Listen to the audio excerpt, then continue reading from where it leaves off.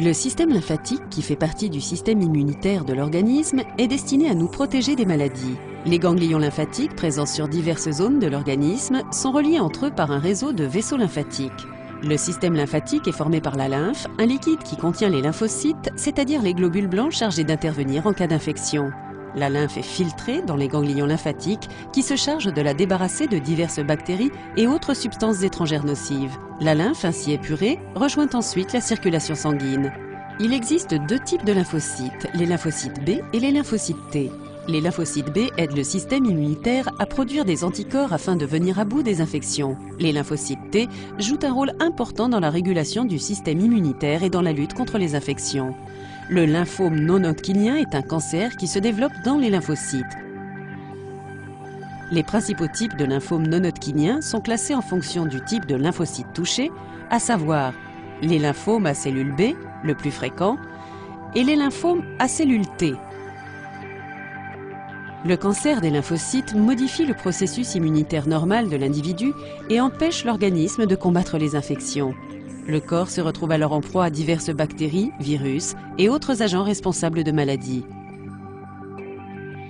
Les agents infectieux que nous rencontrons tous au jour le jour sans qu'ils ne constituent le moindre danger mettent en péril la santé et la vie des patients atteints de ce type de lymphome. Et comme les lymphocytes circulent dans tout le système lymphatique, le cancer peut facilement se propager à d'autres régions du corps, ce qui entraîne l'altération d'autres organes. Les symptômes du lymphome non-hodgkinien comprennent gonflement des ganglions lymphatiques, fièvre, sueur nocturne, frissons, fatigue, perte de poids inexpliquée et gonflement du visage. Les lymphomes non-hodgkiniens sont généralement soit agressifs et évolutifs avec des symptômes qui deviennent rapidement très graves pour l'individu, soit peu évolutifs avec une croissance lente et très peu de symptômes. Le traitement est choisi en fonction du stade et du type de lymphome. Le traitement standard inclut radiothérapie et chimiothérapie. D'autres traitements expérimentaux comme l'hormonothérapie et la chimiothérapie à haute dose avec greffe de cellules souches sont possibles.